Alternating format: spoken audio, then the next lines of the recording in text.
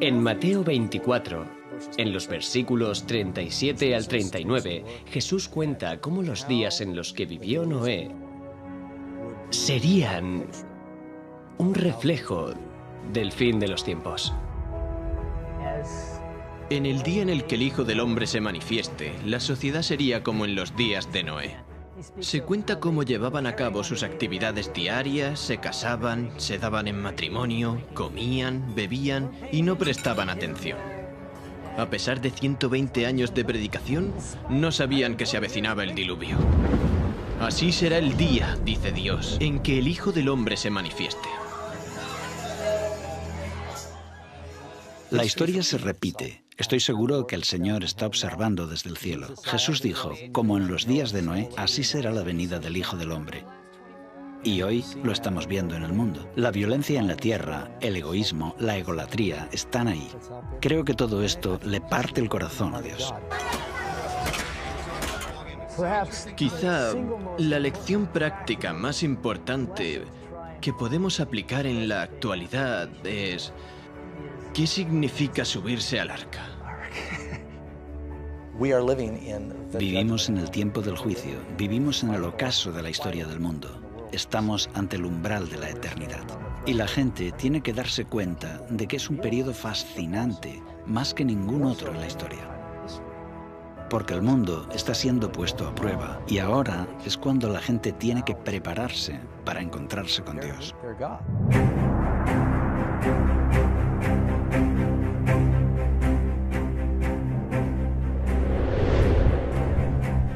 Lo que ocurrió antes del diluvio volverá a suceder justo antes de la segunda venida de Cristo. Aquellos que no tienen una perspectiva, que no estudian el mensaje de las Escrituras, seguirán con su vida como hasta ahora y no verán venir el final. Soy Jeff Reich, director de Layman Ministries. Lo que ahora vas a presenciar no se parece a nada de lo que hayas visto antes. No solo vamos a investigar la historia del diluvio, también buscaremos las raíces de la evolución y cómo ha influido en la sociedad occidental. Y lo más importante, veremos cómo la historia de Noé ayuda a explicar las páginas de la profecía bíblica. Esta es la historia de Noé y el diluvio, como nunca antes la habías visto.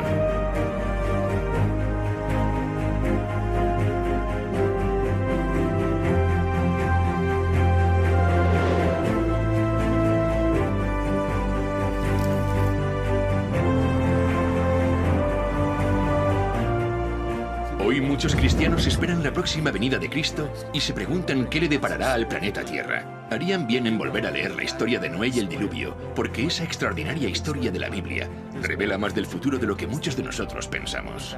De hecho, las pruebas están por todas partes.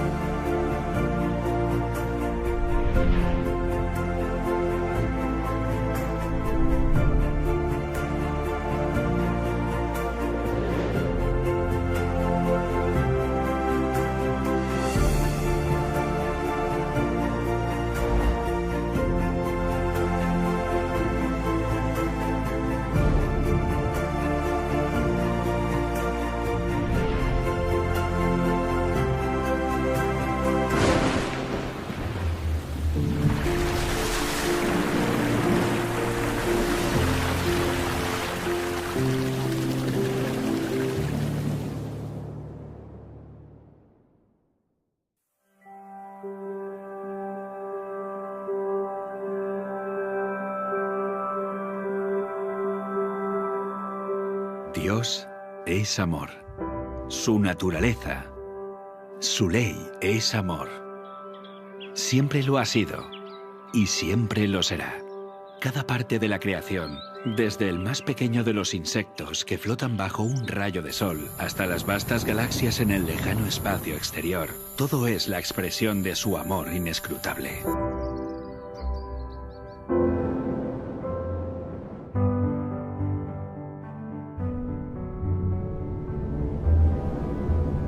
No cabe duda de que el mundo antes del diluvio hablaba del amor de Dios.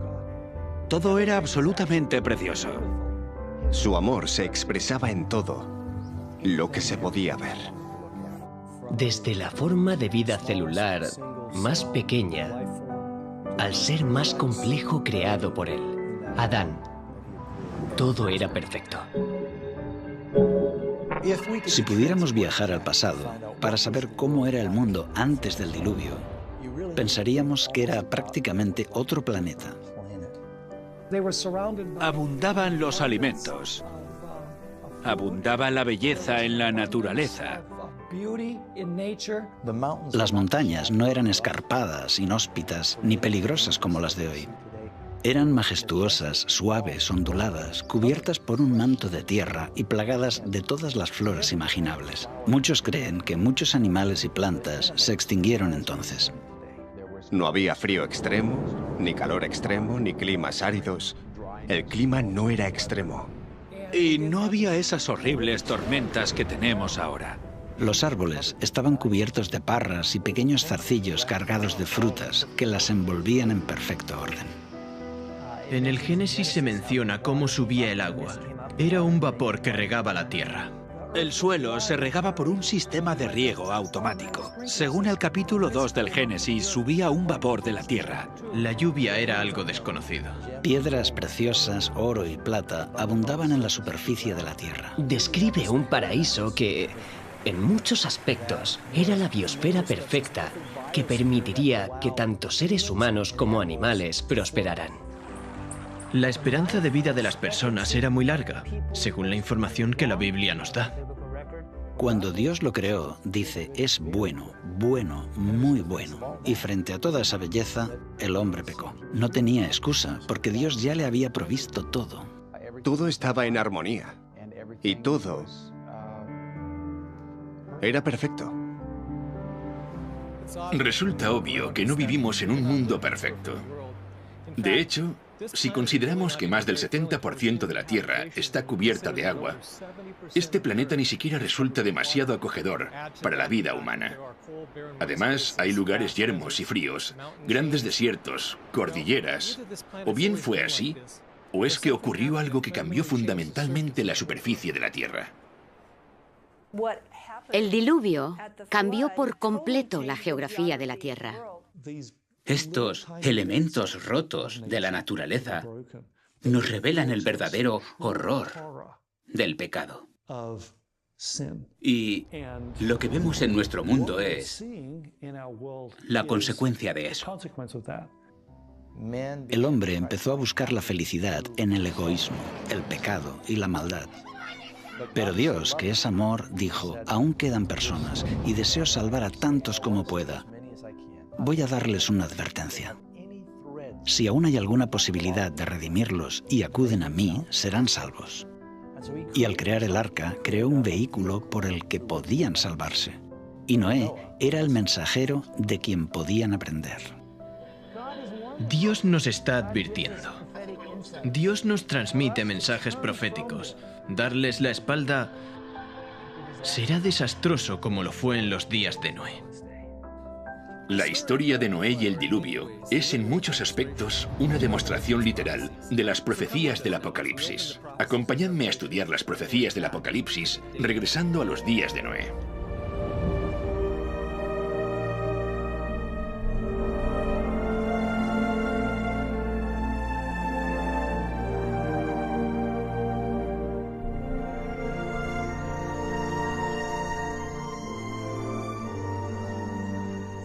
En los días de Noé había signos de decadencia, pero la tierra era aún rica y hermosa gracias a la providencia divina.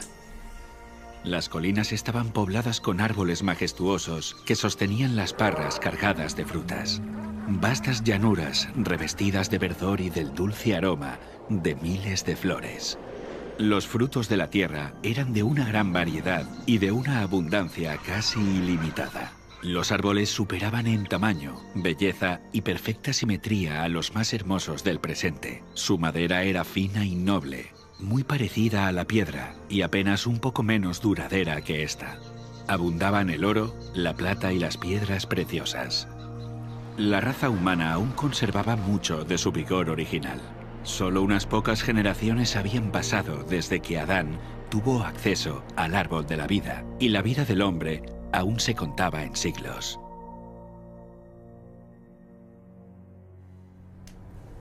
Si aquel pueblo longevo se hubiera dedicado al servicio de Dios, con su capacidad de hacer planes y ejecutarlos, habrían hecho del nombre de su creador un motivo de alabanza en la tierra y habrían cumplido el motivo por el cual Él les dio la vida. Pero no lo hizo.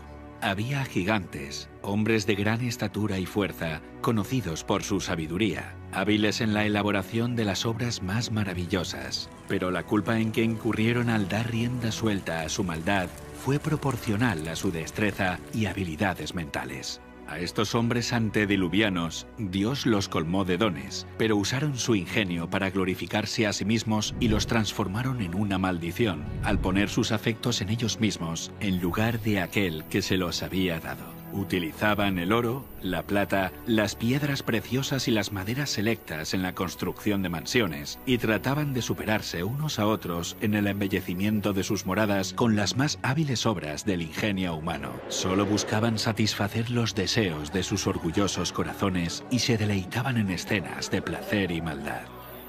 Sin deseos de conocer a Dios, pronto negaron su existencia.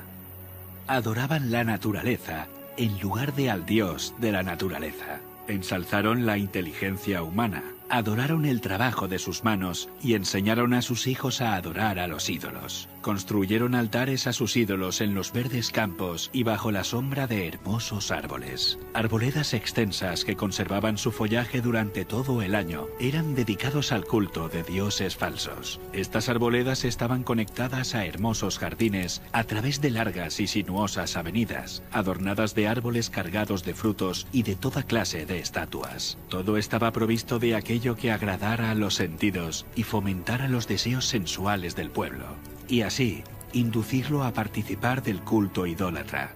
Los idólatras de falsos dioses dotaron a sus deidades de atributos y pasiones humanas. Así, el modelo de carácter se degradó al nivel de la humanidad pecaminosa.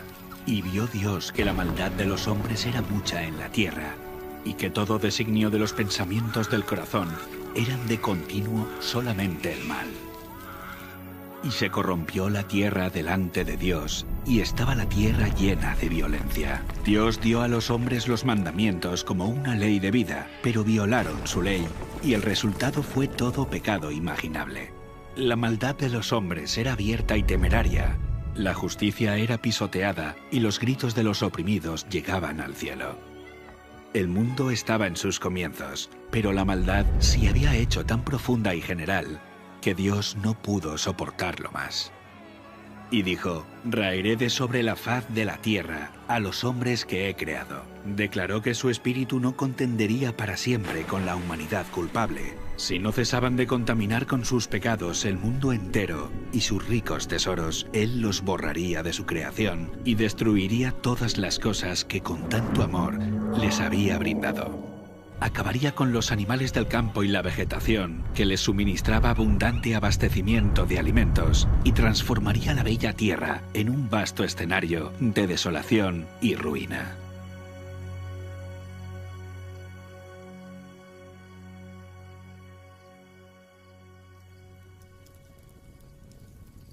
«120 años antes del diluvio, el Señor contó su propósito a Noé por medio de un ángel y le ordenó construir un arca. Mientras la construía, Noé tenía que predicar que Dios iba a traer sobre la tierra un diluvio para destruir a los impíos. Aquellos que creyeran el mensaje y se preparasen para este acontecimiento, arrepintiéndose y reformándose, obtendrían el perdón y serían salvos. Dios dio a Noé las dimensiones exactas del arca e instrucciones explícitas acerca de todos los detalles para su construcción. La sabiduría humana no habría podido idear una construcción de semejante resistencia y durabilidad. Dios fue el diseñador y Noé el maestro constructor. Tenía 3 pisos de altura y una puerta en uno de los lados. La luz entraba por la parte superior y las distintas secciones estaban dispuestas de forma que todas estaban iluminadas.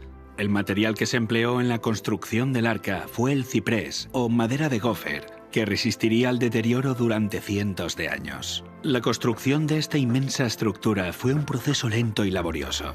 El arca por sí misma no hubiera podido resistir la tormenta que se avecinaba sobre la tierra. Solo Dios podía proteger a sus siervos de las aguas tempestuosas. Por la fe, Noé, cuando fue advertido por Dios acerca de cosas que aún no se veían, con temor preparó el arca en que su casa se salvaría, y por esa fe condenó al mundo y fue hecho heredero de la justicia que viene por medio de la fe. Mientras Noé daba al mundo su mensaje de amonestación, su trabajo daba testimonio de su sinceridad. Así su fe se perfeccionó y se manifestó. Dio ejemplo al mundo creyendo lo que Dios le había dicho. Todo lo que poseía lo invirtió en el arca. Mientras construía aquel enorme barco en tierra seca, multitudes de todas direcciones se acercaban para contemplar aquella extraña escena y oír las fervientes palabras de tan singular predicador.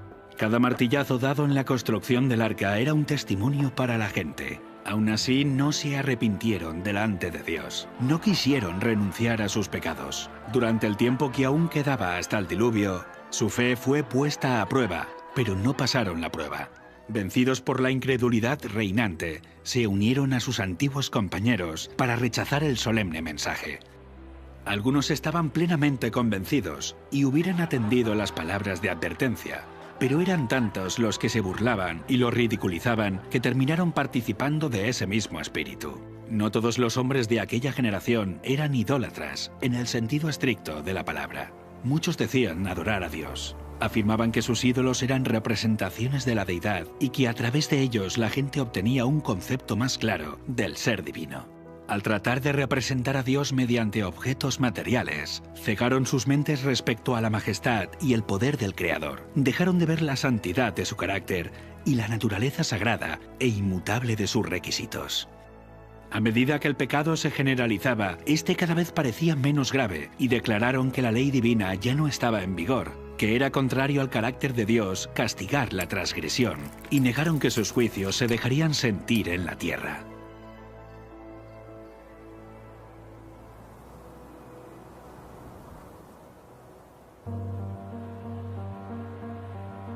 Si aquella generación hubiese cumplido la ley divina, los hombres habrían reconocido la voz de Dios en la advertencia de su siervo.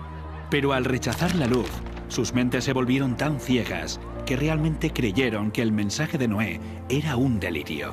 No fueron las multitudes ni las mayorías las que se colocaron de parte de lo justo. El mundo estaba en contra de la justicia y las leyes de Dios, y Noé fue considerado un fanático. El mundo se reía de la locura del iluso anciano. En lugar de humillar sus corazones ante Dios, ellos persistieron en su desobediencia y maldad, como si Dios no les hubiera hablado a través de su siervo. Pero Noé se mantuvo como una roca en medio de la tempestad.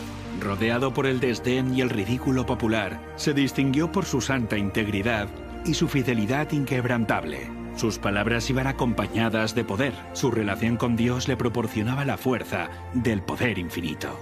Durante 120 años, su voz anunció a oídos de aquella generación acontecimientos que, según la sabiduría humana, estaban fuera de toda posibilidad. El mundo antes del diluvio razonaba que durante siglos las leyes de la naturaleza habían permanecido inalterables. Las estaciones se habían sucedido unas a otras en orden. Nunca antes había llovido. La tierra se había regado por una niebla o rocío. Pero con su obstinada resistencia a los reproches de la conciencia, aquella generación llenó la copa de su iniquidad y maduró para la destrucción. Su tiempo de gracia estaba a punto de concluir. Noé había seguido fielmente las instrucciones que había recibido de Dios. El arca se había terminado como el Señor había dictado, e hizo provisión de alimentos para hombres y animales. Y entonces el siervo de Dios hizo su última solemne súplica a la gente. Con anhelo indecible, les rogó que buscaran refugio mientras aún era posible encontrarlo.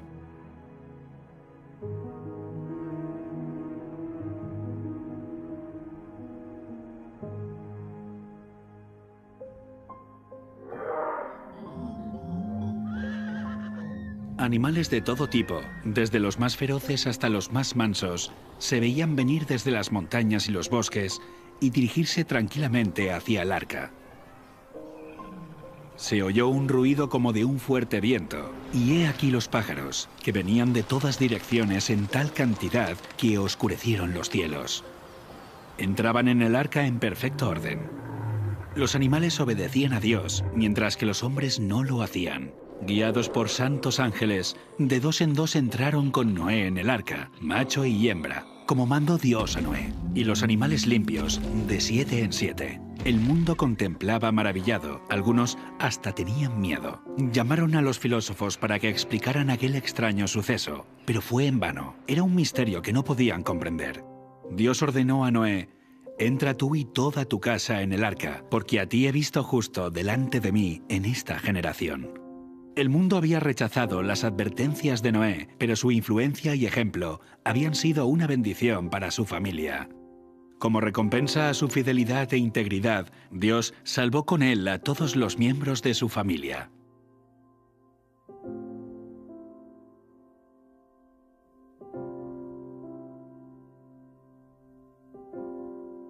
La misericordia dejó de suplicar a la raza culpable. Los animales de los campos y las aves del aire habían entrado en su refugio. Noé y su familia estaban dentro del arca. Después, el Señor cerró la puerta. Se vio un relámpago deslumbrante y una nube de gloria aún más brillante descendió del cielo para colocarse ante la entrada del arca. La puerta maciza que no podían cerrar los que estaban dentro fue puesta lentamente en su sitio por manos invisibles. Noé quedó adentro y los que habían desechado la misericordia de Dios quedaron fuera. El sello del cielo fue puesto sobre la puerta. Dios la había cerrado y solamente Dios podía abrirla. Durante 7 días, después de que Noé y su familia hubieran entrado en el arca, no aparecieron señales de la inminente tempestad. Pero al 8º día, las nubes cubrieron los cielos. A estas le siguió el estallido de los truenos y el destello de los rayos. Pronto empezaron a caer grandes gotas de lluvia.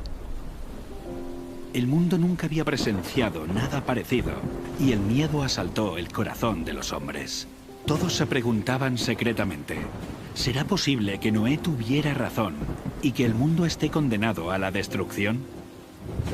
El cielo se oscurecía cada vez más y la lluvia era más fuerte. Las bestias vagaban completamente aterrorizadas y sus aullidos discordantes parecían lamentar su propio destino y la suerte del hombre. Aquel día fueron rotas todas las fuentes del gran abismo y las cataratas de los cielos fueron abiertas. El agua se veía caer de las nubes como enormes cataratas. Los ríos se desbordaron de sus cauces e inundaron los valles. Torrentes de aguas brotaban de la tierra con fuerza indescriptible, arrojando al aire a decenas de metros rocas macizas que al caer se enterraban profundamente en el suelo. Los altares donde habían ofrecido sacrificios humanos fueron destruidos y los idólatras temblaron ante el poder del Dios vivo y comprendieron que la causa de su ruina fue su corrupción e idolatría. A medida que la violencia de la tempestad aumentaba, árboles, edificios, rocas y tierra fueron lanzados en todas direcciones. El terror de los hombres y los animales era indescriptible. Por encima del rugido de la tempestad podían escucharse los lamentos de un pueblo que había despreciado la autoridad de Dios. Muchos estaban frenéticos por el miedo y estiraban sus brazos hacia el arca, implorando que se les permitiera entrar. Pero sus súplicas fueron en vano. Se habían convencido que había un Dios en los cielos que lo gobierna todo. Algunos, en su desesperación, intentaron romper el arca para entrar en ella, pero la firme estructura resistió todos los embates. Otros se sujetaron al arca hasta que las embravecidas aguas los tiraron o se cayeron por la colisión con rocas y árboles. Todas las fibras de la maciza arca temblaban cuando era golpeada por los vientos inmisericordes, y una ola la arrojaba a la otra. Los rugidos de los animales que estaban dentro del arca expresaban su miedo y dolor. Pero en medio de los revueltos elementos, el arca continuaba flotando con toda seguridad. Otras personas se ataron juntamente con sus hijos en los lomos de poderosos animales, sabiendo que estos eran tenaces para conservar la vida y subirían a las cumbres más altas para escapar del agua que se iba elevando. Otros se ataron a elevados árboles en la cumbre de las colinas o las montañas. Sitio tras sitio que prometía seguridad era abandonado.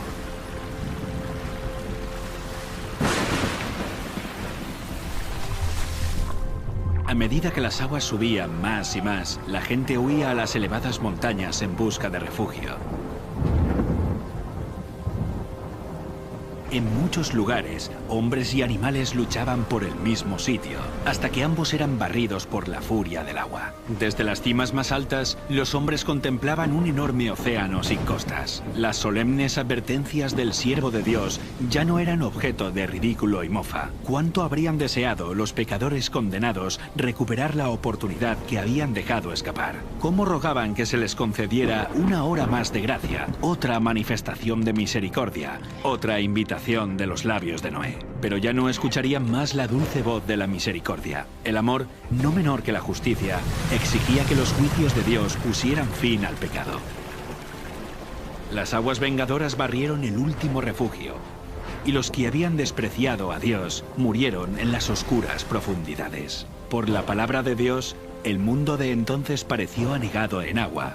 Pero los cielos y la tierra que existen ahora están reservados por la misma palabra, guardados para el fuego en el día del juicio y de la perdición de los hombres impíos. Otra tormenta está por venir, y el pecado y los pecadores serán destruidos. Dios es amor. Aún así hay un límite de tiempo para soportar la maldad. Vimos que Dios envió una inundación de agua para limpiar la maldad de aquella época. Pero nos queda una pregunta. ¿Podría haber habido una catástrofe mundial sin que hubiera dejado evidencias de que realmente ocurrió? El diluvio universal es más que una historia en un libro. Está escrita en la tierra. Y estas evidencias físicas permanecen como testigos y son un aviso para nosotros. Comencemos investigando el juicio.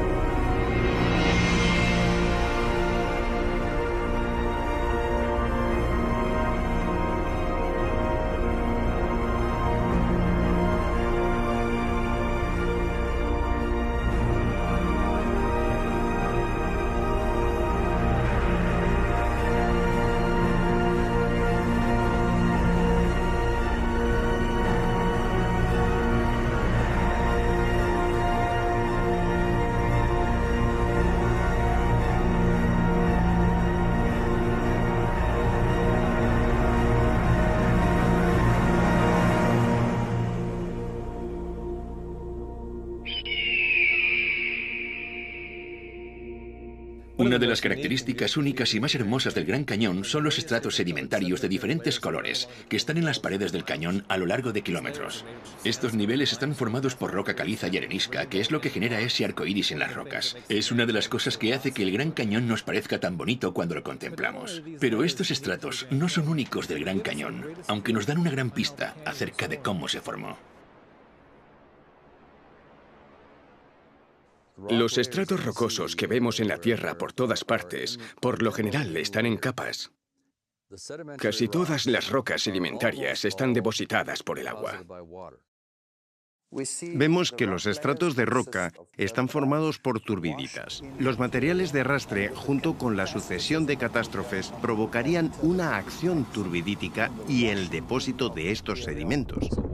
El agua trae lodo o arena o materiales más duros, los lleva y los deposita en un estrato.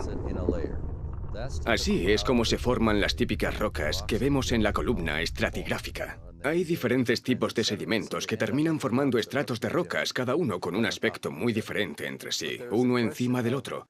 Pero la cuestión es, ¿cuánto tiempo pasó desde la formación de uno de estos estratos hasta el siguiente? La tendencia general es creer que a lo largo de millones de años, el océano avanzó sobre el continente, depositó una capa de sedimentos y luego se retiró, dejando el suelo seco otra vez.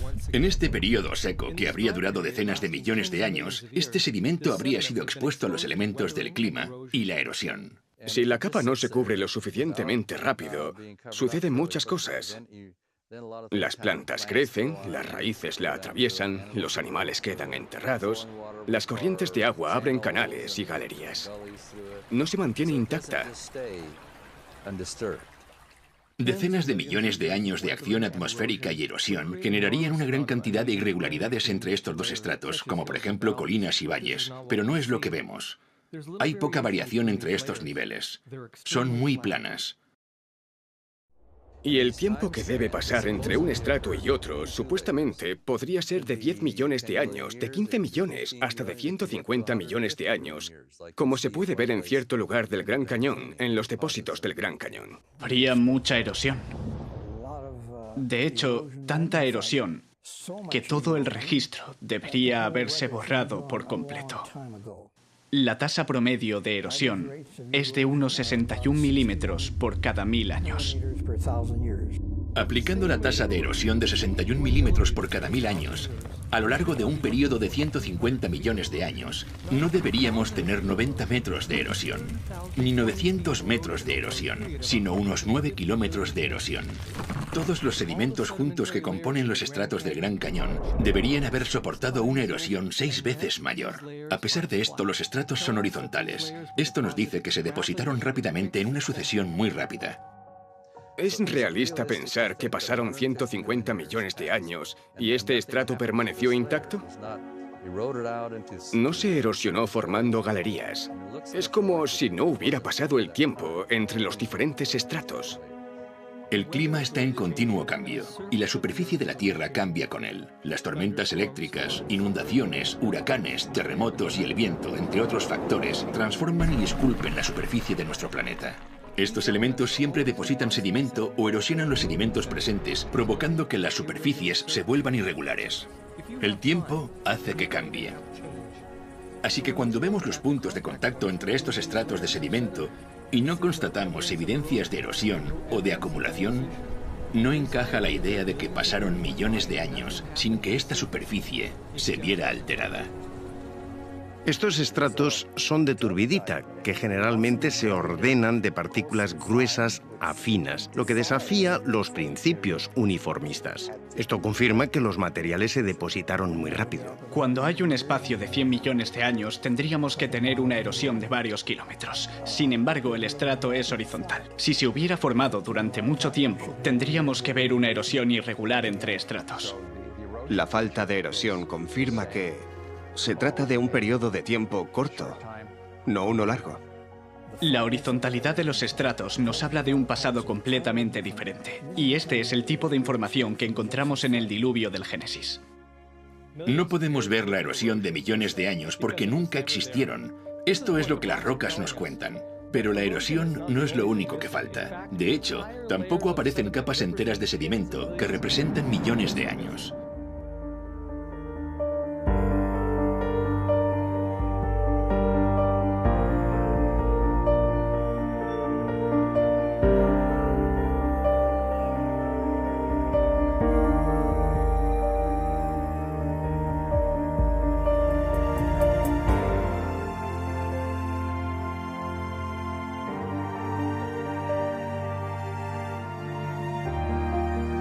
Aquí en el Gran Cañón puedes ver que detrás de mí está esta roca que es ligeramente rojiza. Es arenisca coconino. Está justo encima de esta más oscura de aquí que se llama ermitaño pérmico. Aquí falta un estrato de sedimento entre la arenisca coconino y el estrato ermitaño pérmico, llamada la formación Schnebly Hill. Aquí podemos ver la arenisca coconino con color más tenue y por debajo de esta se encuentra la formación de Schnebly Hill, que faltaba en el Gran Cañón. Debajo de la formación Schnebly Hill está el ermitaño pérmico, aunque más oscurecida, por la vegetación del valle. Esta es la formación Schnebly Hill. Son más de 240 metros de roca, que corresponderían a 6 millones de años.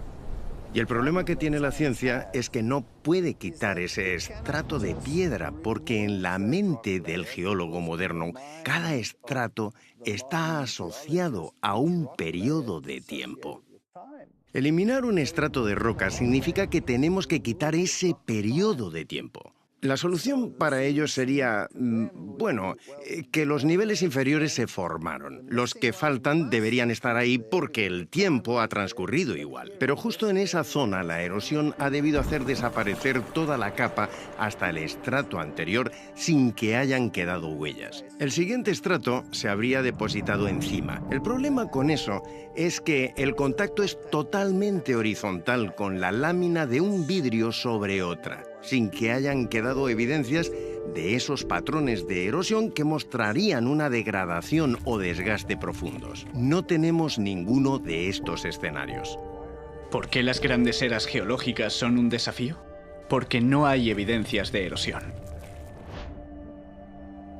La formación de Snebly Hill no se encuentra entre estos dos estratos y no hay ninguna evidencia de erosión.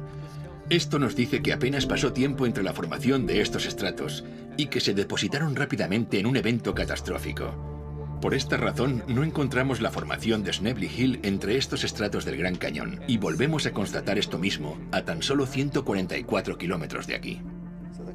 El Gran Cañón es un ejemplo geológico fantástico de catastrofismo y desafía a las teorías modernas que tratan de explicar estas incoherencias.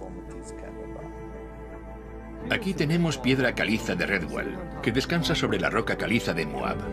Entre estos dos niveles deberíamos ver la formación Temple Butte, que representa hasta 155 millones de años. En lugar de eso, no hay nada. No hay evidencia de los casi 10 kilómetros de erosión que esperaríamos ver durante este largo periodo de tiempo.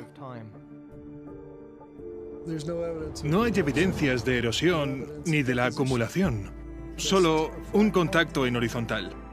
Pero no puede haber un área con una superficie plana de 30 o 40, 50.000 kilómetros cuadrados y que se mantenga así durante 100 millones de años.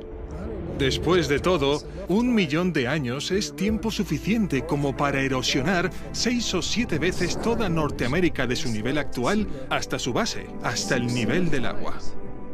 Aquí el contacto entre la roca caliza de Redwall y la roca caliza de Moab es horizontal, lo que demuestra que pasó poco o ningún espacio de tiempo entre ambos estratos. Los 150 millones de años que faltan entre estos dos estratos no se corresponden con la columna estratigráfica. Por esta razón, los servicios del parque han colocado una señal que confirma esta inconsistencia. Hemos visto solo unos pocos ejemplos de estas incoherencias, y en ninguna de ellas hubo ni erosión ni acumulación durante los supuestos periodos de millones de años. Este es un problema serio para los evolucionistas, pero no es nada en comparación con la llamada Gran Discordancia, un vacío de tiempo de más de 1000 millones de años. Y adivina qué, el contacto entre estos dos estratos es plano, igual que los otros estratos. Es interesante que cuando descendemos al nivel del río Colorado, encontramos lo que se llama el período precámbrico. El material volcánico que se encuentra ahí es bastante duro y está muy mezclado. Por encima de este encontramos sedimentos del Cámbrico, que están depositados sobre este. Estos están mucho más organizados. Es un estrato encima del otro. Soy plenamente consciente de la gran discordancia, del Gran Cañón, entre el Precámbrico y el Cámbrico. No pasa inadvertida. Está presente todo el tiempo. La gran discordancia del Gran Cañón son 1200 millones de años que faltan entre el nivel del Precámbrico y el Cámbrico. Durante este tiempo deberíamos observar 72 kilómetros de erosión irregular. Esto es tiempo suficiente como para erosionar los 40 kilómetros de la corteza terrestre 2 veces.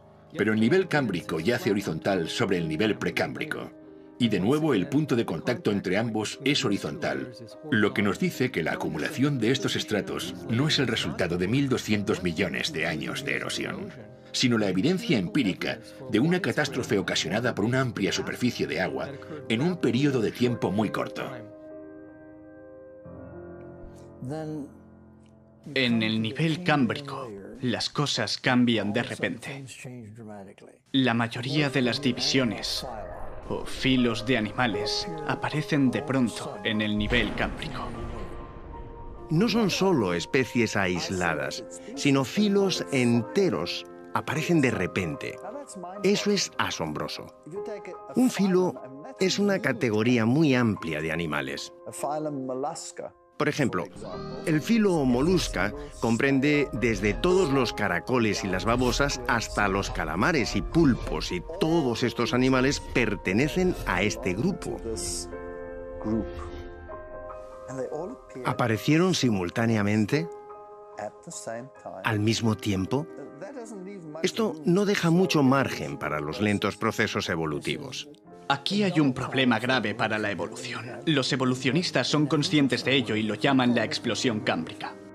La explosión cámbrica es el período de los estratos cámbricos, donde tenemos registros fósiles de animales totalmente formados. Estos fósiles totalmente formados nos aportan los datos para nuestra investigación. Como el nivel precámbrico no contiene fósiles de animales, filos o especies intermedias, nos hace pensar en el origen de las especies como una serie de pasos evolutivos interconectados. Es solo una teoría.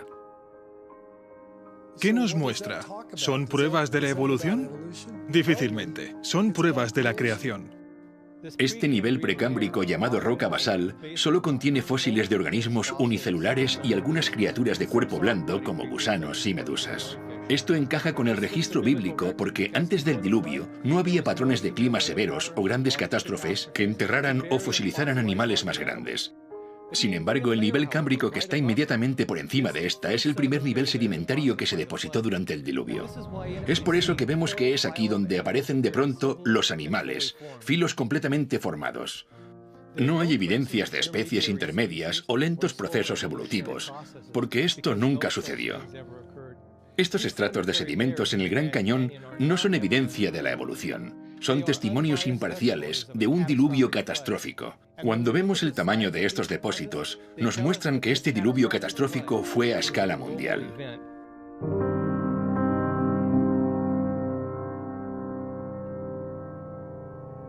El Gran Cañón está ahí, y en los márgenes se pueden ver los estratos. Pero todos esos estratos de cientos de kilómetros que van hasta Arizona, Utah y Wyoming y Montana hasta Canadá son los mismos estratos. La arenisca Tapiz, que se encuentra en el fondo del Gran Cañón, fue la primera capa que depositó el diluvio. Va desde México, pasa por toda América del Norte, hasta Groenlandia. La formación Morrison cubre 643.000 kilómetros cuadrados, desde Nuevo México hasta Canadá, y la arenisca de San Pedro cubre aproximadamente 800.000 kilómetros cuadrados. Cuando pensé en cómo estos estratos estaban dispuestos, todos están en horizontal. No hay interrupciones entre ellos. No es solo que los estratos se asentaron rápido, sino que entre uno y otro no hubo millones de años de erosión. La ausencia de la erosión entre los estratos sedimentarios en el Gran Cañón muestra que se depositaron rápidamente a consecuencia de una catástrofe. Pero además, el hecho de que estos estratos se extiendan cientos de kilómetros atravesando varios estados hasta Canadá muestra que la magnitud de la catástrofe fue mucho mayor de lo que el mundo haya experimentado en la actualidad.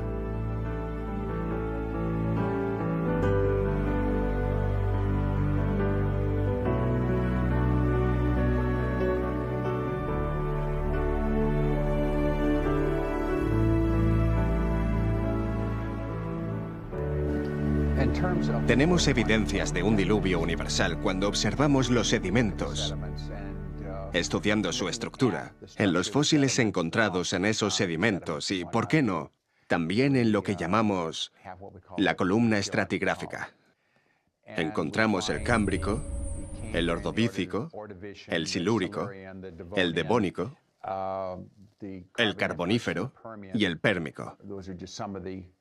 Esos son algunas de las grandes estructuras que vemos. Las podemos encontrar en Estados Unidos. Vamos a Europa y adivina qué, encontramos las mismas secuencias.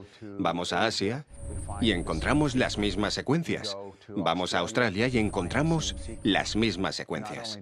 No solo encontramos las mismas secuencias en la estructura y en el contenido, también en el contenido fósil. Para mí, esto demuestra que algo tuvo que pasar en todo el mundo. Si no fuese de forma simultánea, estuvo muy cerca de serlo. Para que se depositaran estos sedimentos y todas las estructuras sedimentarias. Intento centrarme en las cosas que se han registrado y nos han ayudado a darnos cuenta del aspecto universal del diluvio. Por ejemplo, lo que llamamos las calizas de Creta del Cretácico y que se encuentran en todo el mundo. La capa de Creta se deposita bajo el agua. Se forma a partir de los esqueletos de carbonato de calcio de foraminíferos, que son organismos marinos. Y hay grandes cantidades de estos organismos. Este estrato se extiende en todo el continente y de continente a continente. Y solo pueden depositarse estando bajo el agua. Por lo tanto, todo el mundo debió estar bajo el agua al mismo tiempo.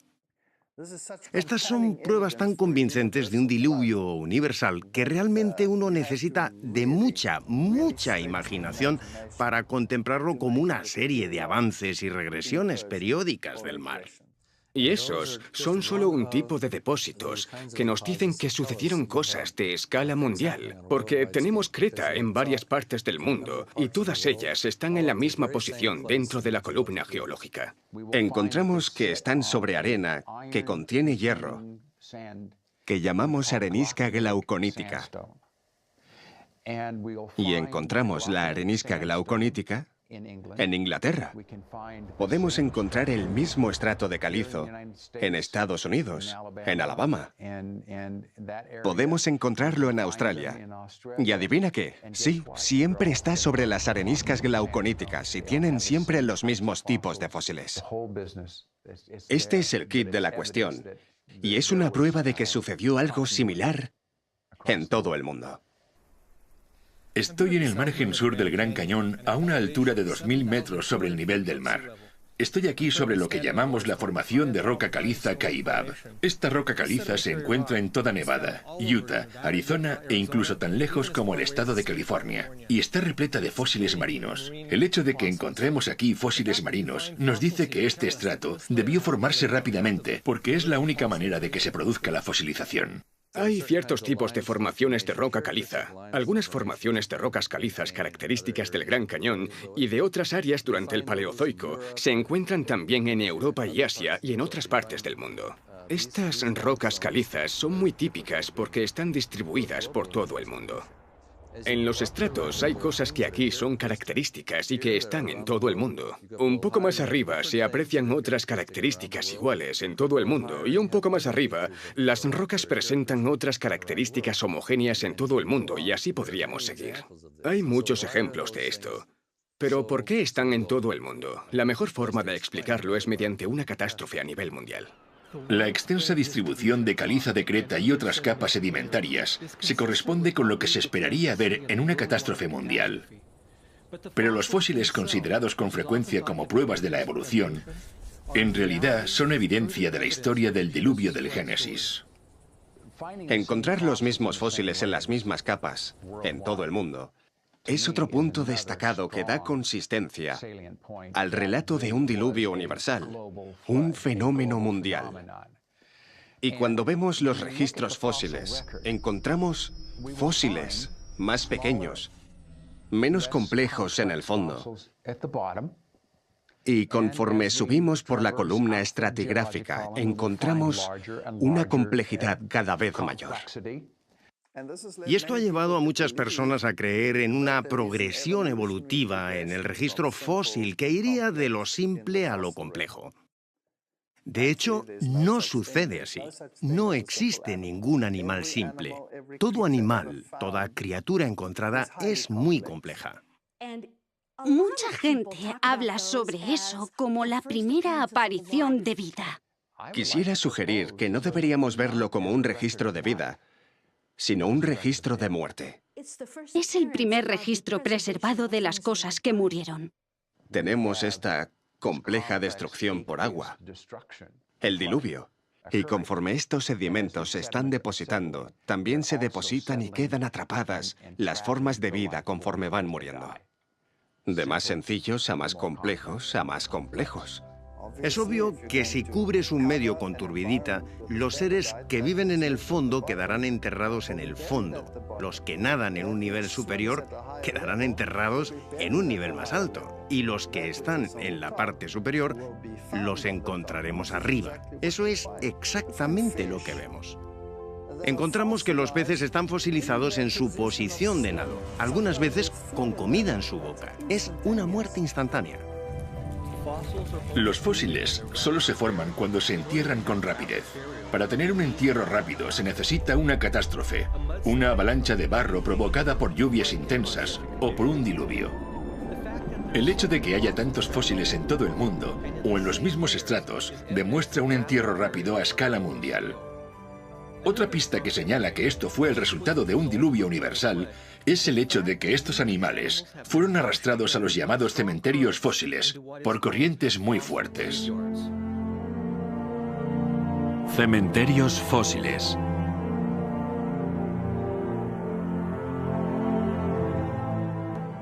Los cementerios fósiles son algo con lo que la mayoría de las personas no están familiarizadas. Están asociadas a una mortandad masiva. Eso significa que muchos animales murieron y fueron enterrados casi al mismo tiempo. Y probablemente el más popular de estos tipos de depósitos son los de dinosaurios. Pero hay zonas de concentración que siempre me han hecho pensar. Tenemos que entender cómo se comportan los sedimentos. Tal vez se trataba de zonas bajas y esos animales fueron arrastrados y depositados en una depresión, de manera que las aguas que movían estos cuerpos los concentraron ahí.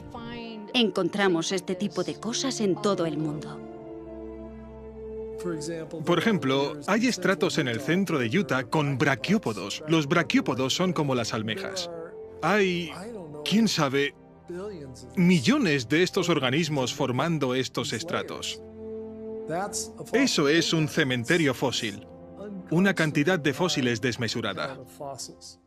En este momento estoy trabajando en un yacimiento óseo en Wyoming, donde tenemos restos de 10.000 dinosaurios o más. Esto verdaderamente nos habla de una catástrofe. No se forman yacimientos óseos sin que haya una catástrofe.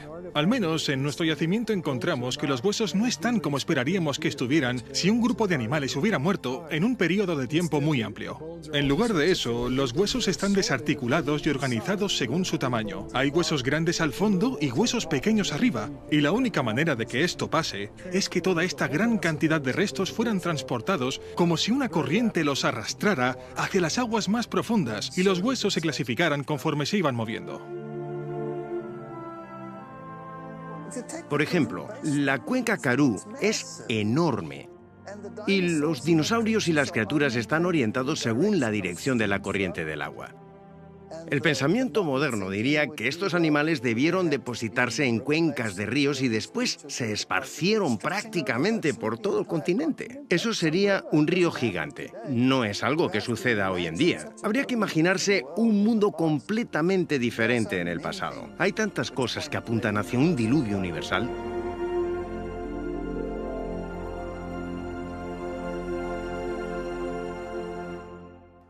Las violentas fuerzas del diluvio arrastraron miles de animales a zonas donde se fosilizaron después. Sin embargo, en otras condiciones, los mismos restos de animales se convirtieron en carbón.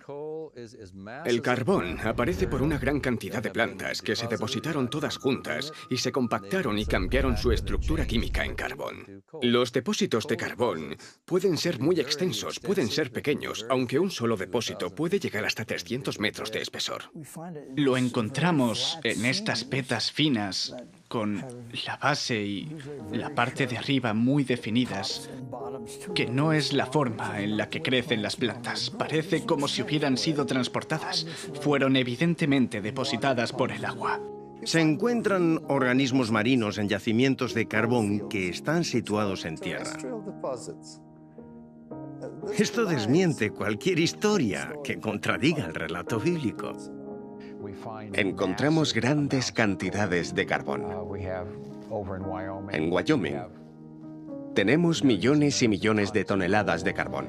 En Australia tenemos millones y millones de toneladas de carbón. En Europa tenemos, también en Pensilvania, y estos son solo algunos ejemplos. cubren miles de kilómetros cuadrados y todos estos depósitos de carbón son del mismo tipo, en la misma posición dentro de la columna estratigráfica que se extiende hasta Europa y Rusia, y así podríamos continuar. La extensa distribución de estos depósitos de carbón es de escala mundial. Independientemente de su ubicación, estos depósitos de carbón también están en la misma posición en la columna estratigráfica, lo que demuestra que se depositaron al mismo tiempo. Por lo tanto, es lógico concluir que la formación de estos depósitos de carbón son el resultado de una catástrofe provocada por agua que sucedió a escala mundial, más o menos al mismo tiempo.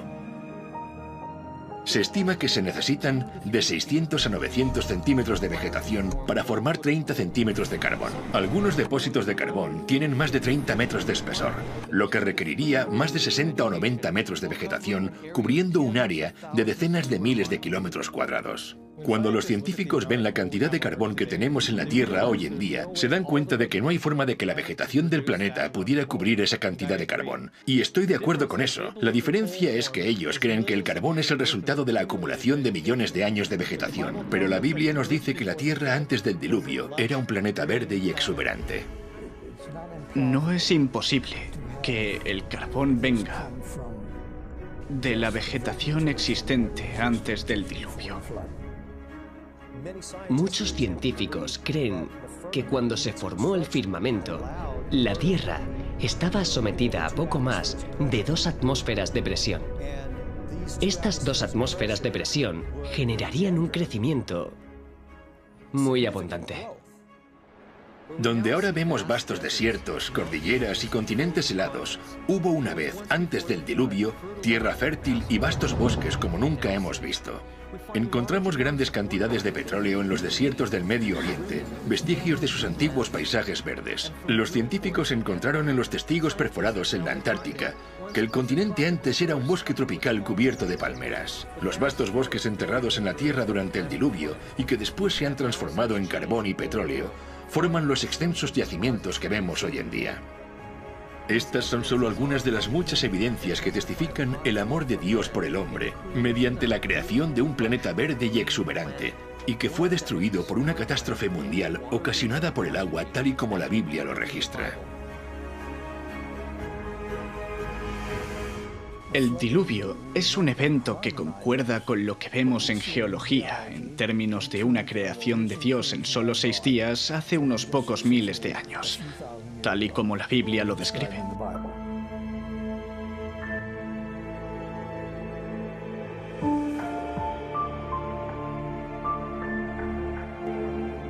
Hay tantas evidencias que no es posible investigarlas todas en tan poco tiempo, pero mirando a gran escala todo el panorama, vemos que la Tierra nos habla por sí misma.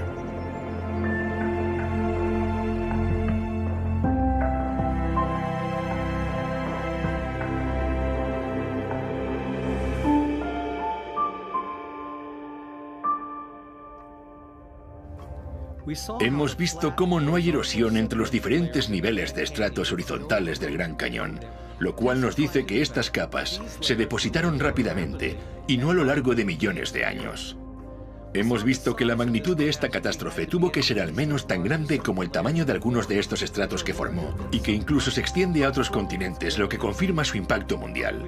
Hemos analizado cómo no hay rastro de erosión en estas capas sedimentarias durante los supuestos cientos de millones, o incluso miles de millones de años, mostrando que esto no concuerda con el modelo evolutivo. Comprobamos que en el primer estrato sedimentario se encuentran animales fósiles completamente formados, y no en etapas evolutivas progresivas.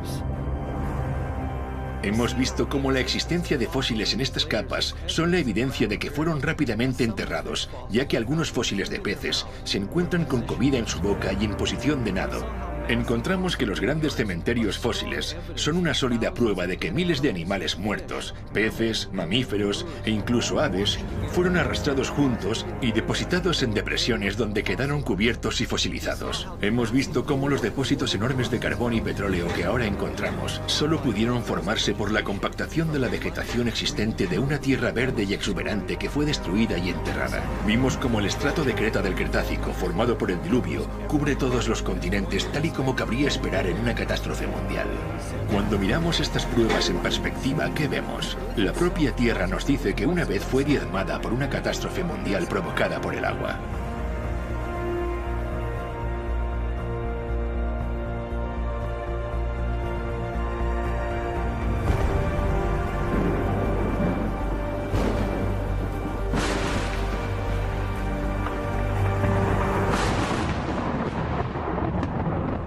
O habla a la tierra y ella te enseñará. Los peces del mar te lo declararán también. ¿Qué cosa de todas estas no entiende que la mano de Jehová la hizo?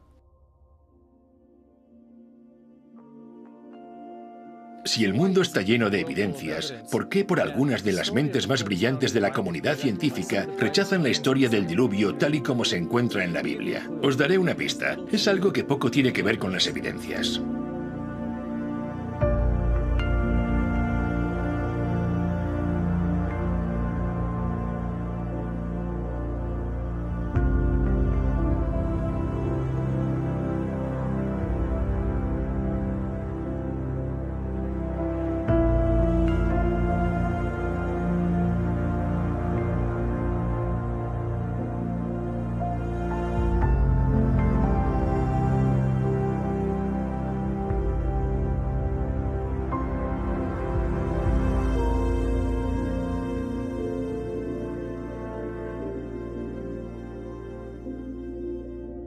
La Biblia nos da una explicación de la historia. Cuando la Tierra y la vida fueron creadas perfectas, pero todo cambió por culpa del pecado. Si eso es verdad, ¿por qué tantos científicos se oponen radicalmente a este punto de vista? La razón tiene más relación con la forma de ver el mundo que con las evidencias. Dejar a un lado las creencias religiosas no resuelve el problema. El prejuicio no es un problema religioso, es un problema humano. No importa lo que profesemos, tanto si yo digo que soy cristiano y rechazo la biología evolutiva, como si soy un evolucionista y rechazo el cristianismo, o si me encuentro confundido en algún punto intermedio. En cualquier caso, todo lo que hacemos, todo lo que vemos, todo lo que decimos y comprendemos, nuestra visión del mundo, cómo formulamos nuestras ideas, nuestros pensamientos a partir de lo que vemos y conocemos del mundo alrededor de nosotros, se ven afectados inalterable e inevitablemente por estas dos visiones. La visión del mundo tiene una fuerte influencia en lo que percibimos y el tipo de preguntas que nos hacemos. Si tu interpretación de los datos está limitada por tu forma de ver el mundo, es obvio que vas a reducir el tipo de conclusiones a considerar. Así que, por ejemplo, cuando tienes una visión del mundo materialista y observas las células, estas máquinas moleculares increíbles que yo tanto disfruto estudiando, o la información registrada en el ADN, hay ciertas teorías que puedes considerar a partir de los datos recogidos. Pero si eres un materialista, ninguna de tus teorías te van a sugerir que una mente inteligente escribió esa información en el ADN. Esa teoría no está permitida. La evolución contradice las leyes de la física. Todo se transforma de un nivel superior a uno inferior. Siempre hay una regresión, nunca sucede al revés. Es la ley de la termodinámica, y la vida desafía la ley de la termodinámica. Así que tenemos una teoría que básicamente viola cada una de las leyes de la física y aún así es una de las teorías más reconocidas e incluso está protegida por la legislación. Es increíble. La ciencia se define como una exploración sistemática que construye y organiza el conocimiento en forma de explicaciones comprobables y predicciones sobre el universo. El problema que tiene la evolución es que sus explicaciones no se pueden comprobar. La evolución necesita que algo que no está vivo pueda por sí mismo crear algo vivo. Este misterioso suceso no se ha observado en ningún lugar de la naturaleza ni en un laboratorio y por lo tanto no sigue el método científico, así que no puede establecerse como un hecho científico. Toda la vida se compone de ADN, una forma muy compleja de organizar la información. La razón por la que los procesos naturales no pueden ni nunca producirán vida es porque los procesos naturales no generan ni organizan información. La organización requiere de inteligencia. Donde vemos evidencia de organización, vemos evidencia de Dios. Por lo tanto, la revelación más suprema que el estudio de la ciencia y del mundo natural puede otorgarle a la humanidad es el descubrimiento de lo sobrenatural. A pesar de esto, el prejuicio del orgullo humano y el empeño del hombre por mantener una visión del mundo sin Dios influye en nuestros tribunales e instituciones educativas que hasta la fecha ordenan por ley que se enseñe la evolución como un hecho infalible. La gente me pregunta, ¿por qué la ciencia parece estar cada vez más segura de mantener una explicación evolucionista sobre el origen de la vida? ¿Es porque tenemos más datos? No, en realidad no es eso. Es porque esa visión del mundo nos da confianza, nos atrae cada vez más, y pienso que en parte se debe a las batallas políticas sobre lo que tiene que enseñarse en las escuelas públicas. Cuando dicen que tienes que enseñar eso, entonces básicamente lo que están diciendo, en mi opinión personal, es que todos los profesores tienen que mentir, porque tienen que proclamar esa teoría que es una hipótesis de la ciencia moderna. Cuando hay otras teorías que explican mejor lo que vemos y que están excluidas. Si expusieran a los estudiantes ambas teorías para que pudieran compararlas y elegir, sería justo.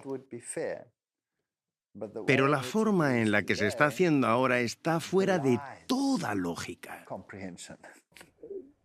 En los libros de texto no se habla de Dios, ni en los libros de texto científicos, ni en los artículos científicos. Dios no aparece. Pero, ¿y si Dios existe? Así no hay forma de encontrar la verdad. De esa forma, la visión del mundo limita las cosas. Una de las cosas que realmente aprecio de la visión bíblica del mundo y que adoptan los cristianos es que es liberadora. No podemos decir que toda la realidad es solamente lo que podemos ver físicamente. No hay nada que nos diga que esa es la única realidad. Prefiero un enfoque más amplio. Incluyamos a Dios dentro de las posibilidades y volvamos a mirar las evidencias científicas. Las evidencias científicas apuntan a Dios. Cuando alguien dice, bueno, no me voy a involucrar con la religión o con la Biblia porque no es ciencia, creo que está siendo innecesariamente limitado y elimina la posibilidad de investigar algo que puede ser real.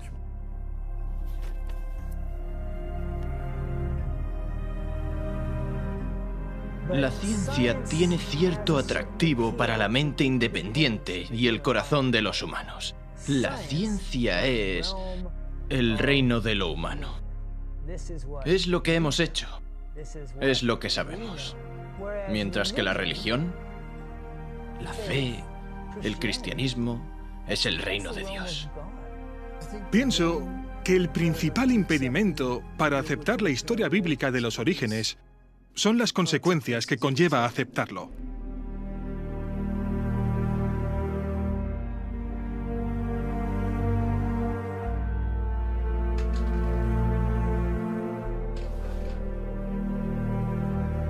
El problema de poner a Dios dentro del debate es que inevitablemente nos recuerda la cuestión de la responsabilidad moral.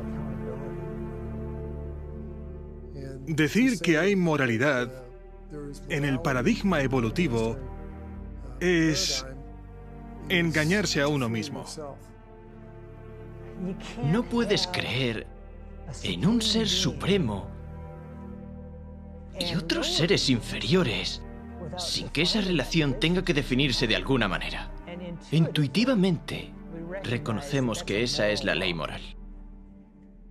Es posible que no nos sintamos bien cuando somos examinados bajo esa luz.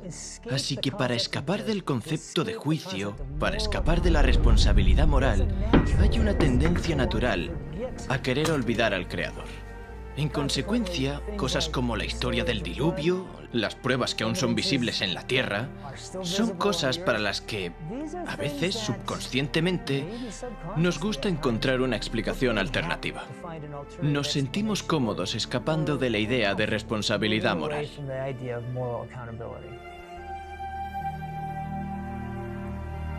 Eliminar la responsabilidad moral implica reescribir la historia del mundo, y esto es precisamente lo que ha ocurrido. Se adoptó una nueva visión del mundo, en particular una visión del mundo que no incluía la historia del diluvio, intentando así eliminar el juicio de Dios y en consecuencia toda responsabilidad moral. Pero ¿cómo es que tuvo éxito una visión tan radicalmente distinta? La oportunidad perfecta surgió hacia el final de la Edad Media.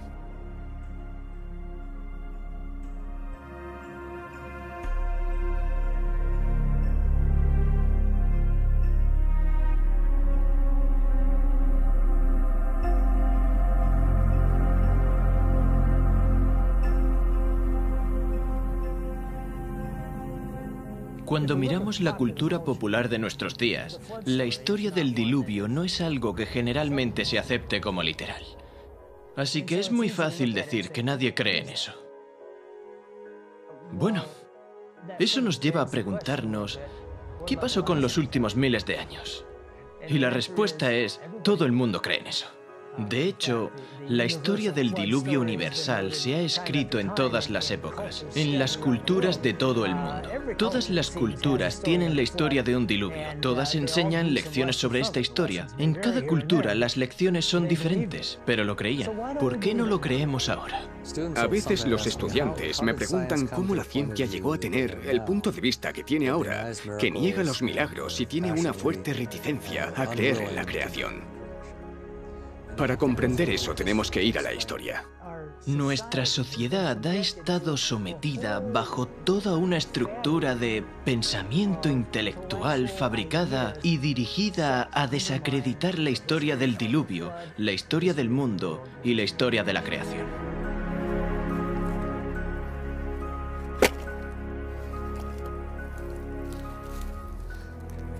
El gran encubrimiento, ocultando el juicio.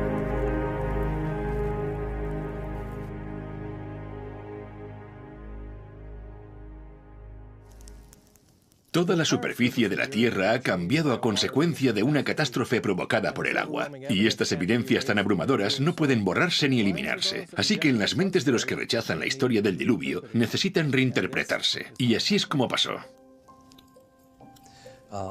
Durante toda la Edad Media, algunos sectores de la sociedad eran muy autocráticos y dogmáticos y perseguían a la gente, lo que hacía que la vida fuera muy difícil para las personas. Los reprimían. ¿Y quiénes hacían eso? Bueno, eran los gobiernos y la Iglesia. Una de las cosas que el hombre más desea obtener es el dominio sobre el hombre. Durante el periodo medieval, la Iglesia era la que gobernaba el mundo.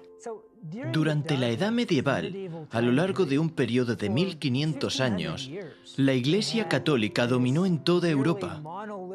Mantuvo este dominio casi universal de forma inflexible. Durante los últimos 1500 años, uno de los escenarios de conflicto con la Iglesia Católica a la hora de desarrollar la libertad de pensamiento fue el campo de la ciencia. Son bien conocidas las historias de científicos que tuvieron conflictos con la Iglesia. Desde Galileo, pasando por Newton, Copérnico hasta Francis Bacon. Probablemente Galileo sea el más famoso. Promovió el heliocentrismo. El Sol era el centro y todos los pequeños planetas dando vueltas. Pero a la Iglesia no le gustó por diferentes ideas filosóficas. Poner la Tierra como el centro era importante desde el punto de vista filosófico. Era una marca de perfección en la creación de Dios, y no fue popular la idea de que la Tierra no estaba donde se suponía que estaba y que los otros planetas no daban vueltas en círculos perfectos.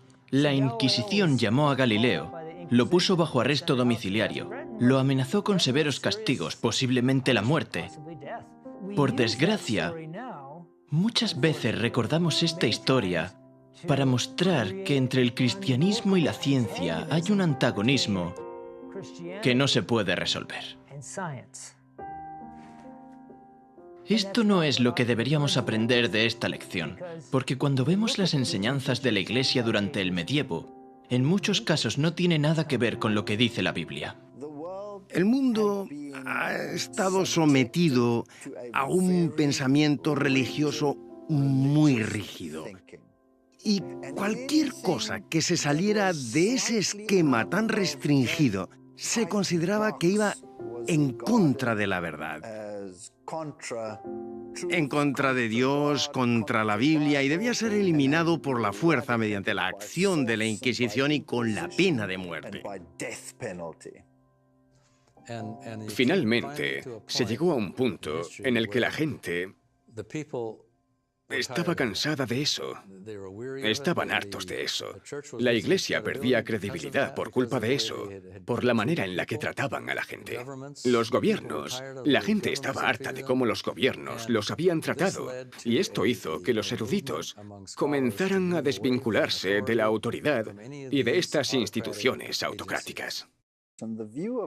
Se veía a Dios como un Dios vengativo, que acechaba en el bosque esperando a que el transgresor hiciera algo mal.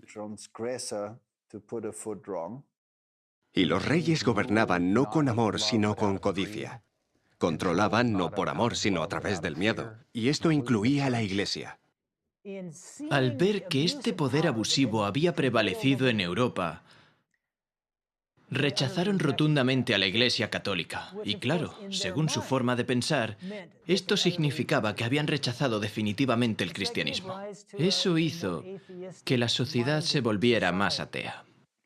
Y la mentalidad del hombre es, bueno, ¿cuál era esta fuerza que me restringía? La fuerza que restringe cualquier expansión de la mente es Dios.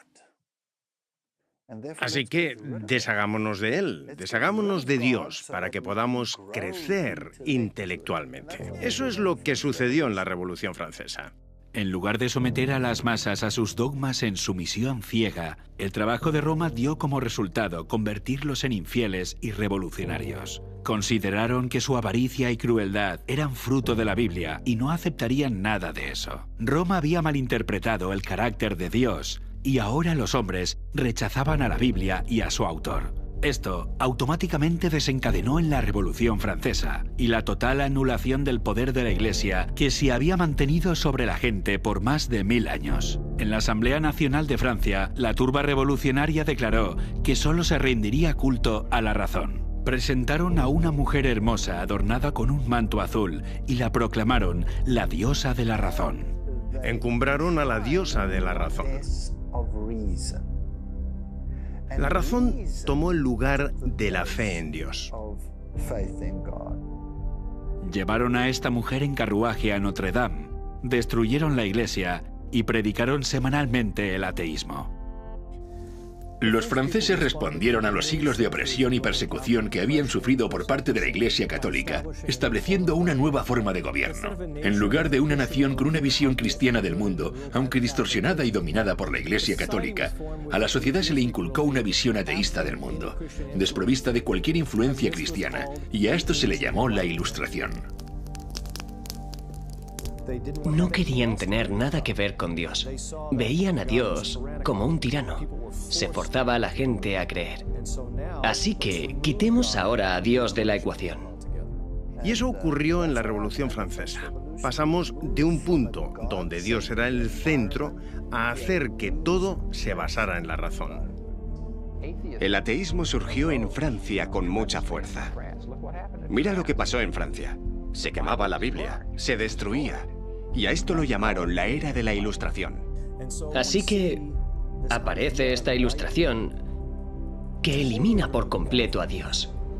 Los sacerdotes católicos fueron excluidos de todos los estamentos de la sociedad francesa y fueron los que sufrieron la tasa de mortalidad per cápita más alta. Los ánimos estaban muy revueltos y se volcaron en contra de la Iglesia. En la mayoría de los casos, eso significó que renunciaron al cristianismo. En un esfuerzo por defender la ciencia y la razón como los nuevos ideales de la sociedad, los esfuerzos de las corrientes ateas se enfocaron en descristianizar Francia durante el período conocido como el Reinado del Terror. Se se capturó y ejecutó a los sacerdotes. Las iglesias y los monumentos religiosos sufrieron vandalismo o fueron destruidos. La palabra santo se eliminó de las señalizaciones de las calles. Se prohibió el culto a Dios. Quemaron públicamente la Biblia al grito de guerra de los infieles franceses que decían «aplasten al despreciable», refiriéndose a Cristo y lo que su iglesia representaba. Muchos fueron asesinados mientras oraban de rodillas y sus cuerpos eran abandonados mientras caían en sus mismos lugares de adoración.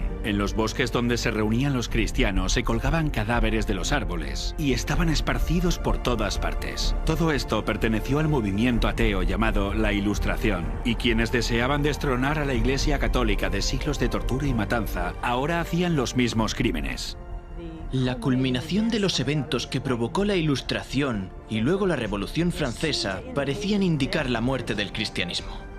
Todo pasó como lo hubiera querido Satanás. Su política es el engaño, y su propósito es traer al hombre dolor y miseria para desfigurar la obra de Dios, estorbar sus planes divinos de benevolencia y amor, y así causar dolor en el cielo. De esta forma, mediante las artes del engaño, lleva al hombre a culpar a Dios como si toda esta miseria fuera resultado de los planes del Creador. Cuando el pueblo descubrió que el romanismo era un engaño, optó por hacerle creer que todas las religiones eran engañosas y la Biblia una fábula. Parecía como si el papado fuese a morir. La sociedad era libre de considerar una alternativa diferente, digámoslo así. Esta era de la Ilustración, este libre pensamiento, fue en realidad el inicio de lo que llamamos la ciencia moderna. Este movimiento no dependía de ninguna autoridad. Esto sucedió en el periodo que llamamos la Ilustración. Ya no tienes nada que te ate. Puedes explorar. Puedes empezar a observar. Y puedes empezar a usar la razón humana. De hecho, la gente comenzaba a desconfiar de los gobiernos y de la Iglesia. Querían pensar por sí mismos y lograr mayor libertad para el hombre. Y esta libertad se reorientó en muchas direcciones que incluyen romper con la idea de que Dios existe. De no ser por la Revolución Francesa y la idea de que Dios no está involucrado en el proceso y la razón sustituye a Dios, el pensamiento evolucionista no habría encontrado un suelo fértil donde crecer. En la nueva generación de científicos que estudian la Tierra, los más notables son Lyell y Darwin. Surgieron en el siglo XIX. Charles Lyell fue un geólogo que introdujo por primera vez el concepto de que había grandes periodos de tiempo en el desarrollo de las características geológicas y después escribió la obra Principios de Geología. Este punto de vista geológico que Lyell expone en su libro se conoce como uniformismo. El uniformismo establece que los procesos que se han desarrollado y que han ocurrido en el pasado son semejantes a los que tenemos ahora. Si hay algo que en la actualidad necesita mucho tiempo para desarrollarse, también en el pasado debió necesitar mucho tiempo. El uniformismo es en lo que se basan para hablar de millones de años tan importantes para la teoría evolucionista. La aceptación generalizada del principio uniformista ya se predijo en la Biblia como una de las razones principales para que en el tiempo del fin la gente niegue tanto la creación como el diluvio universal. En los postreros días vendrán burladores, andando según sus propias concupiscencias, y diciendo: ¿dónde está la promesa de su advenimiento? Porque desde el día en que los padres durmieron, todas las cosas permanecen así como desde el principio de la creación. Es por eso que el uniformismo enseña que todas las cosas han seguido con el mismo ritmo desde el principio.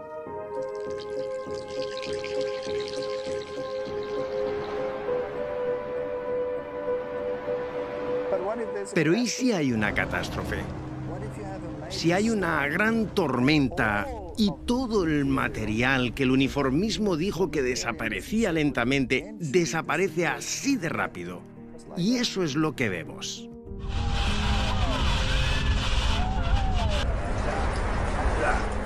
La percepción de que las cosas permanecieron iguales desde el comienzo de la creación es una filosofía que Dios advirtió que caracterizaría el sistema de creencias en los últimos días, y se nos advierte que esta actitud llevaría a las personas a ignorar voluntariamente que el mundo de entonces pereció anegado en agua.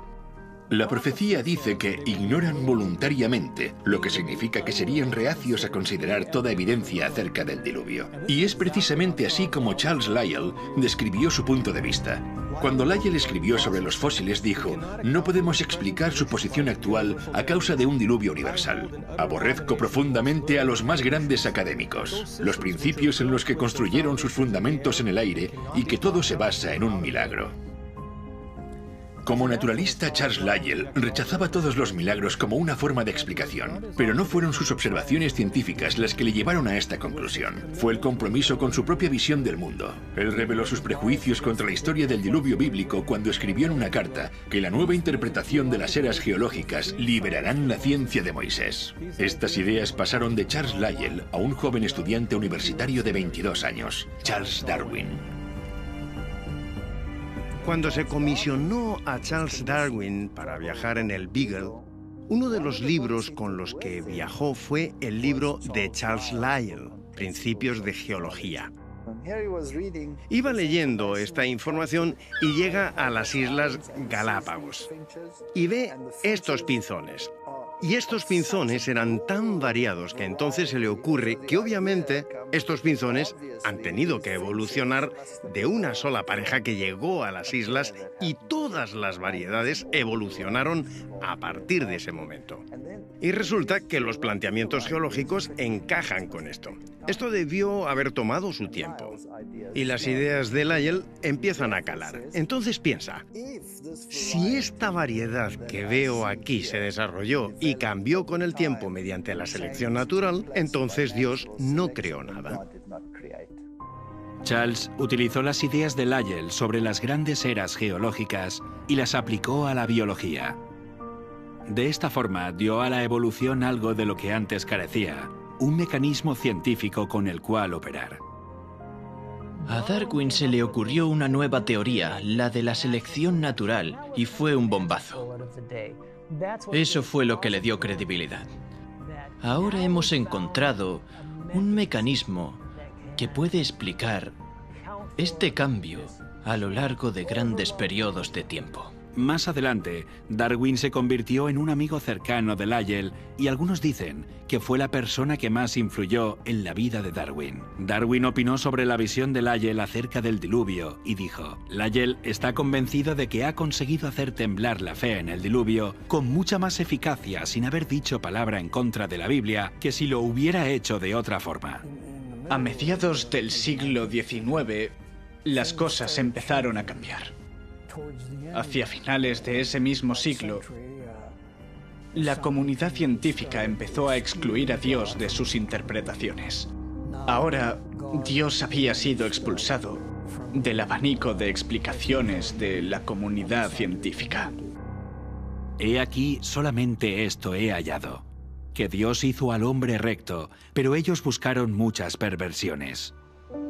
La teoría de la evolución se ha convertido en el fundamento de nuestra sociedad en todo el mundo, y los resultados catastróficos de esta creencia pueden verse en todas partes, en la negación de la responsabilidad moral, en la negación de Dios y por lo tanto, en la negación del diluvio. Pero la evolución, más que ninguna otra creencia, ha llevado a la sociedad a un nivel de maldad como el que existía en los días de Noé. Y vio Jehová que la maldad de los hombres era mucha en la tierra, y que todo designio de los pensamientos del corazón de ellos eran de continuo solamente el mal. Crueles y malos, así es como Dios definió los pensamientos del hombre antes del diluvio. Esto se aplica aún más a nosotros cuando consideramos lo que la Biblia tiene que decir sobre los pensamientos de los malvados. El malo, por la altivez de su rostro, no busca a Dios. No hay Dios en ninguno de sus pensamientos. Cuando la Biblia dice que no hay lugar para Dios en sus pensamientos, lo que está diciendo es que Dios está totalmente ausente en su mente. En los días de Noé había mucha maldad en la tierra. Era una sociedad sin Dios que no le buscaba ni tampoco pensaba en él. Con esto en mente podemos ver el total cumplimiento de la profecía de Jesús, tal como sucedió en los días de Noé. Así será el día en que el Hijo del Hombre se manifieste.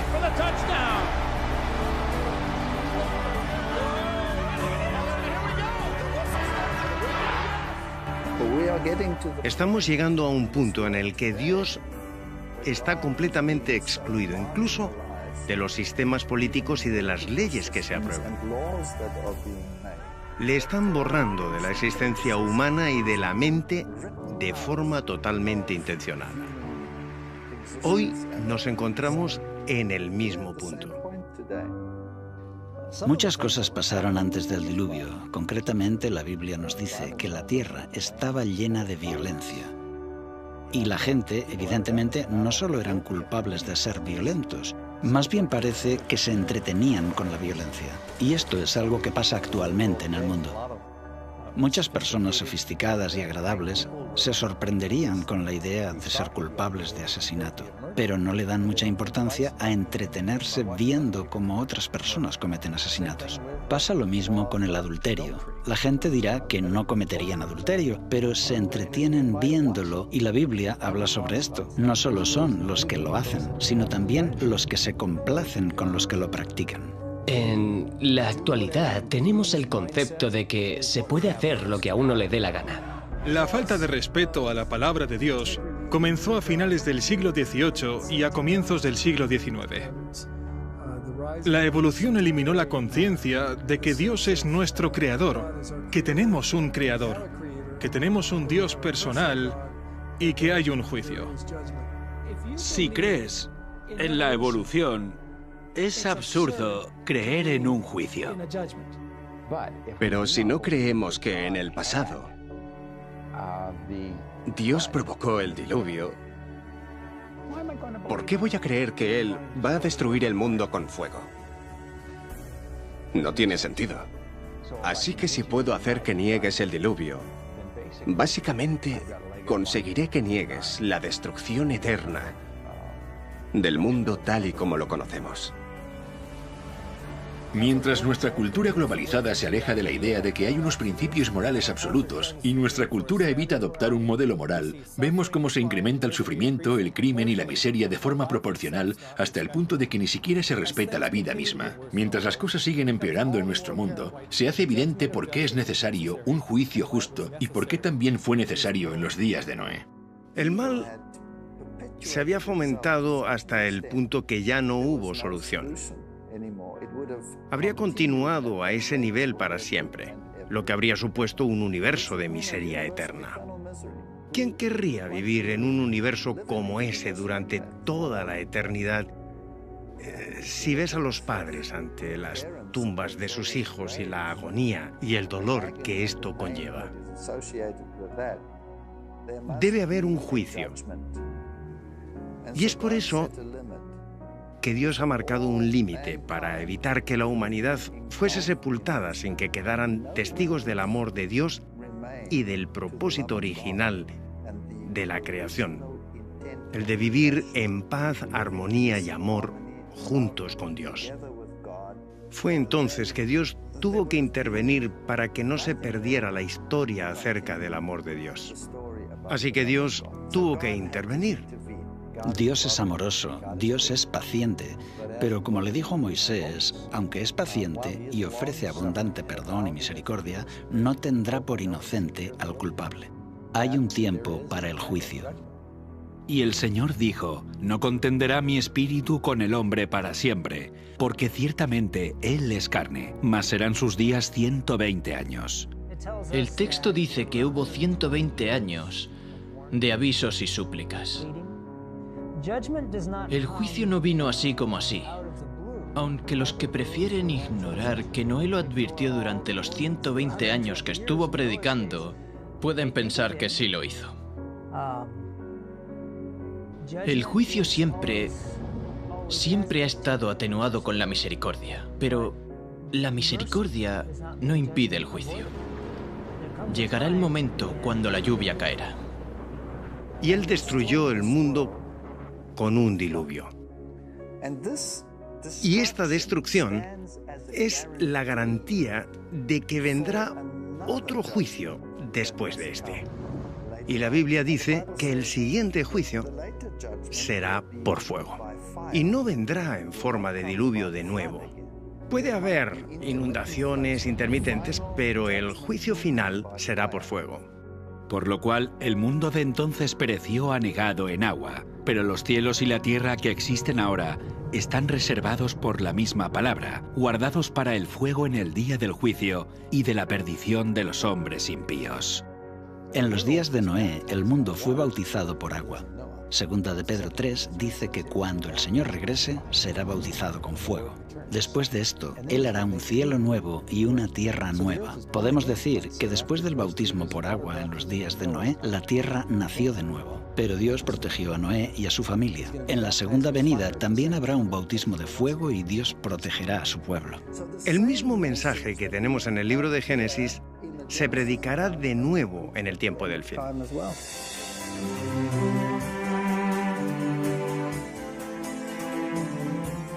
En el fin de los tiempos, los días de Noé se repetirán, y las rocas y fósiles de la tierra permanecen como testimonios de este suceso. Como sucede en la historia del Génesis, la propia tierra es tanto un registro como una profecía que nos advierte de que otro juicio está por venir. ¿Pero cuándo? En el tiempo del fin, el hombre recibe 3 advertencias inmediatamente antes de la segunda venida de Cristo. Estas advertencias son dadas por 3 ángeles y son conocidas como el mensaje de los 3 ángeles. Cuando en los días de Noé se dio el mensaje del juicio, fue la hora del primer juicio de la tierra. Ahora, en el tiempo del fin, el mensaje del primer ángel se hace eco de la advertencia de Noé al anunciar: la hora de su juicio ha llegado. En la segunda parte de los días de Noé, investigaremos estos mensajes y también descubriremos en qué año se anunció la hora del juicio y cuándo comenzarán a contar los días de Noé para la última generación.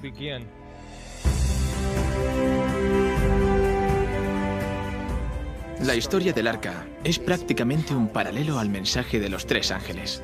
El mensaje de los 3 ángeles de Apocalipsis 14 son el último mensaje de Dios al mundo. Es un mensaje sobre el fin del tiempo y es un mensaje que prepara al mundo para la venida de Cristo.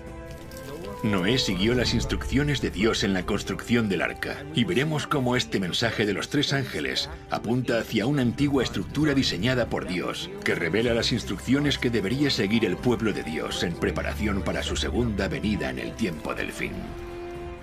El mensaje del primer ángel nos dirige hacia la verdad. El mensaje del segundo ángel nos muestra la falsificación. Y el mensaje del tercer ángel dice: elige. Y Noé exhortó a que la gente decidiera. Así que, decide. Haz tu elección, pero debes saber que esta decisión es definitiva.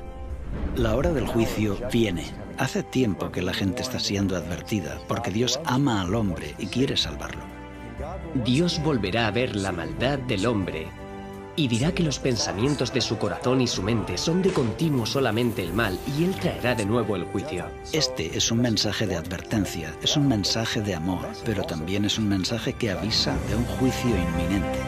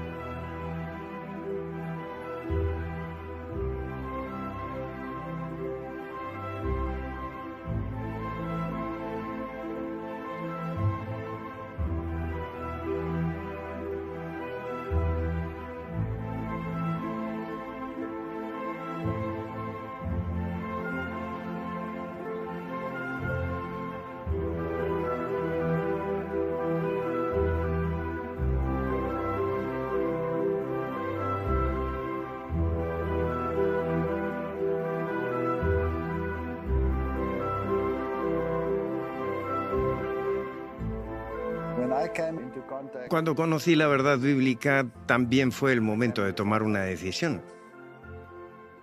Era ateo y la profecía me dijo que había un Dios. Así que he tenido que tomar decisiones y las decisiones son difíciles.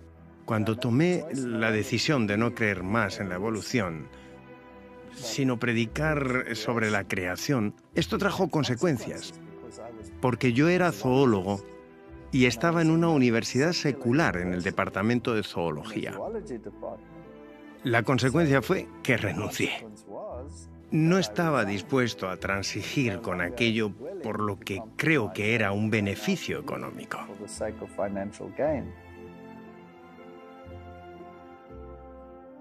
¿Sabes? Para mí hay muchas cosas que dan valor y solemnidad a la historia del diluvio. Una de ellas es que tú no puedes esperar a que el mensaje se haga popular. Si realmente necesitas aceptar la verdad, no importa lo que está haciendo el resto del mundo. Alguien dijo una vez que una idea tonta sigue siendo una idea tonta aunque millones de personas la crean. Y aunque Noé representaba a una minoría, ahora está claro que estaba en lo correcto. Y Dios cuida a las personas que siguen firmes aunque la verdad no sea popular.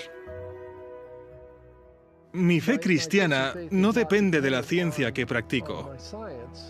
Aún así, uno no puede evitar preguntarse, si Dios es el autor de ambas, ¿no deberían entonces coincidir? ¿Por qué no coincide el mundo natural con la explicación bíblica? Estoy deseando ver cómo hacemos ciencia de calidad y avances en relación a nuestro conocimiento del mundo, usando la Biblia como punto de partida. Esto me ha motivado y ciertamente ha hecho crecer mi confianza en la palabra de Dios. Y doy gracias por eso.